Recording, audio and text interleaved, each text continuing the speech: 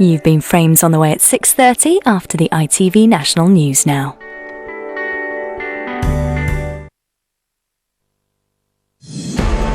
A huge security operation is launched tonight on the eve of Remembrance Sunday. It's to protect the Queen and senior politicians during the traditional cenotaph service, just days after 4 men were arrested in connection with an alleged Islamist terror plot in the UK. Also on the programme, victory for war widows who are now allowed to keep their pensions if they remarry. The world champions New Zealand hold off gutsy England at Twickenham. And David Cameron plants the final poppy at the Tower of London's commemorative display.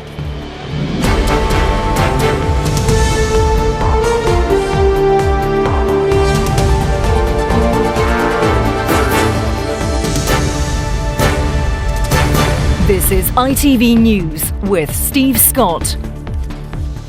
Good evening. An extensive security operation is being launched tonight on the eve of Remembrance Sunday. Tomorrow's ceremony at the Cenotaph will be attended by the Queen, other senior members of the royal family and all the main party leaders. The service of remembrance takes place just days after the arrest of 4 men who are still being questioned in connection with an alleged Islamist terror plot in the UK. Duncan Golestani reports.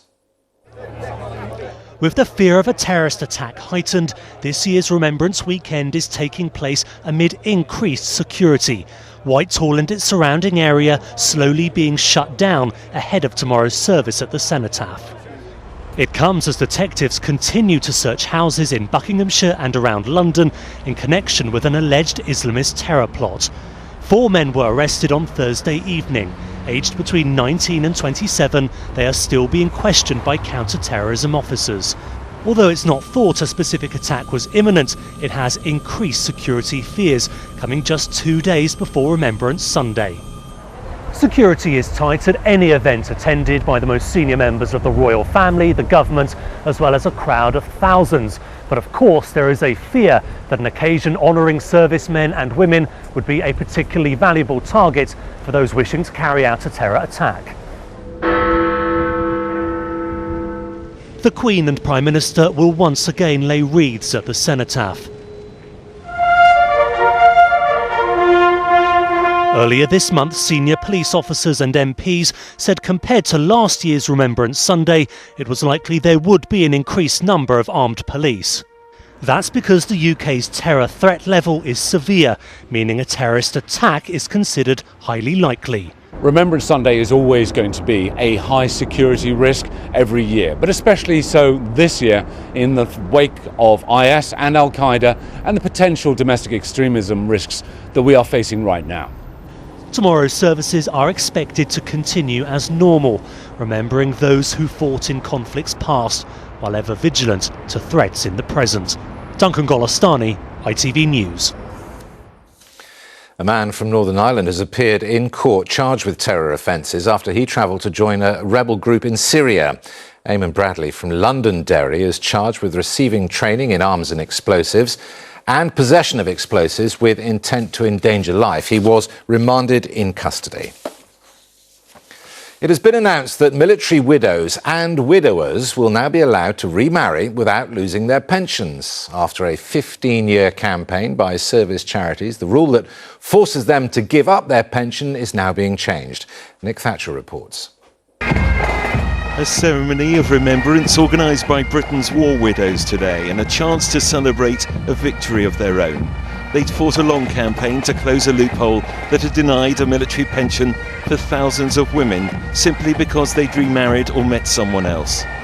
Earlier, they'd planned to deliver a letter of protest to Downing Street, but an agreement announced at the 11th hour saw one of them embrace a defence minister instead. It means those receiving pensions from schemes in place from 1973 to the beginning of 2005 will now no longer be discriminated against. Our strapline was, there's the wrong time to die. We have ladies whose husband were killed in Iraq in January 2005 who didn't qualify to keep their pension for life, and people who lost their husband the end of April 2005 who did. And that just seemed ridiculous. Many of those widowed in conflicts, including the Falklands and Gulf Wars, had followed their spouses and partners on postings around the world, meaning they had no chance to build a career or pension of their own. The change benefits some 3,000 people who would have lost out if they'd remarried. The amendment comes into force from April next year, and it's estimated the scheme will cost £120 million over the next 40 years. I'm delighted. It's been a long-running campaign, a long-running sore. It's been an injustice to war widows, and I'm delighted I've finally been able to put it right. For Britain's war widows, this weekend of remembrance evokes many memories. But today's announcement means they now no longer face a choice between future happiness and financial security. Nick Thatcher, ITV News. President Obama says he is very grateful that 2 Americans serving prison sentences in North Korea have been released and are on their way back to the US. Missionary Kenneth Bay was arrested 2 years ago and sentenced to 15 years hard labour for crimes against the state.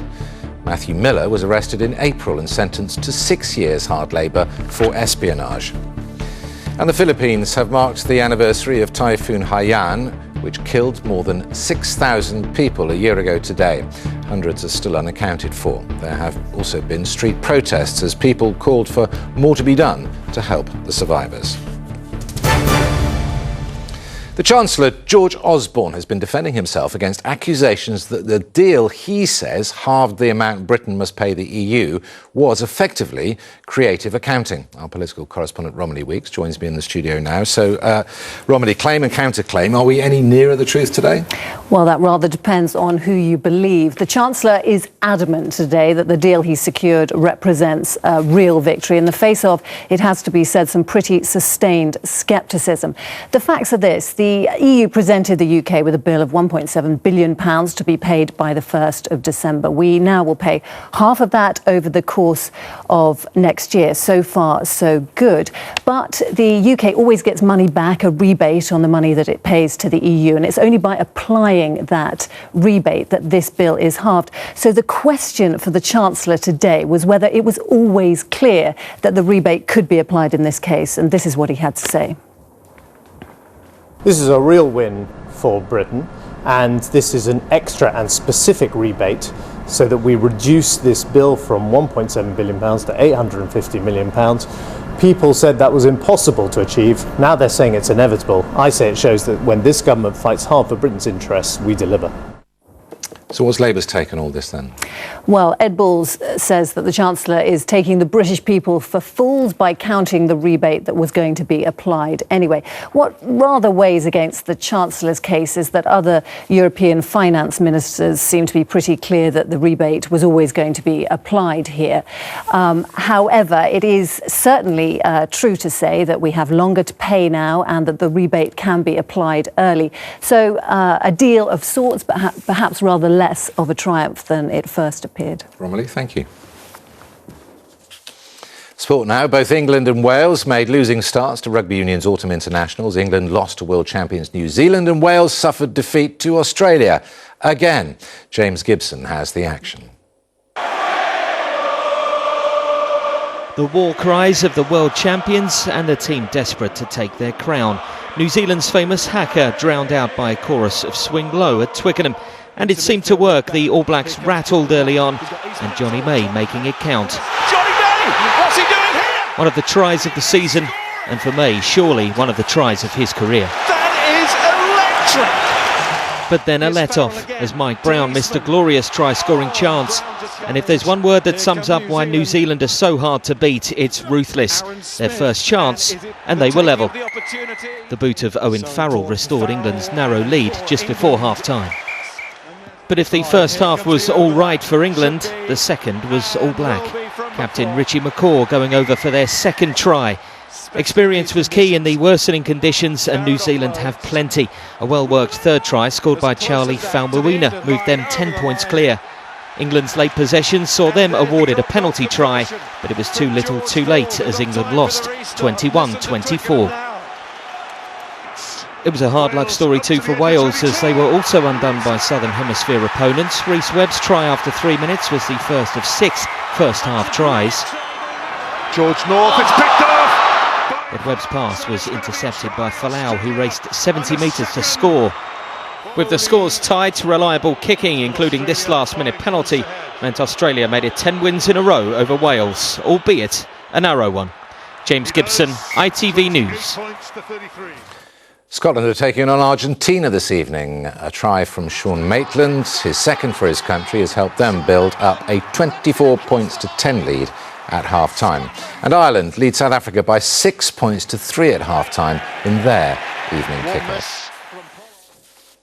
Football, Chelsea's unbeaten start to the season continues. Diego Costa's sealed a 2-1 victory at Liverpool with his 10th goal of the season, 20 minutes from the end. It's already Liverpool's 5th defeat of the campaign. In today's other games, Southampton moved clear in second place with victory over Leicester. Manchester United and Burnley also won. West Ham drew with Aston Villa, and in the late game it's currently QPR 1, Manchester City 1. Inverness beat Hamilton 4-2 to go top of the Scottish Premiership. Dundee and St Johnstone drew, and there were wins for Ross County and Partick Thistle. And finally, there has been a partial victory in the public campaign to keep the poppy display at the Tower of London. Part of it will stay to allow more people to see it, but only for a few more weeks. Today, on the eve of Remembrance Day, David Cameron laid the final poppy to complete the installation. Nina Nana reports. Still they come in their thousands. Today, as other days, a wave of visitors making its way to the Tower of London. And amongst them, ahead of Remembrance Sunday, the Prime Minister David Cameron and his wife Samantha planting ceramic poppies in an extraordinary field of red. His visit came as he announced a small victory for those who had been fighting to keep this tribute to the fallen of World War I in place for longer. Part of it, the wave, will now stay on show at the Tower until the end of this month, and then that section, along with the Weeping Window, will go on tour of sites across the UK until 2018. Oh, excellent news, yes, because people haven't had the time to come and see it, a lot of people. We're a little bit torn really, because some people own all those poppies and no doubt want them in their homes. If you can extend it, then you should, because I know a lot of people want to come and have a look at it. Most of the display will still be removed next Wednesday as planned, the day after Armistice Day, and the poppies will be sent to those who've paid £25 for them, the proceeds going to armed forces charities. The wave and the Weeping Window will then go on permanent display at the Imperial War Museum, a lasting tribute to the victims of war and to the way in which Britain has remembered them. Nina Nana, ITV News. And that is it. I'm back with the late news at 11:15. Until then, have a great evening. Bye-bye.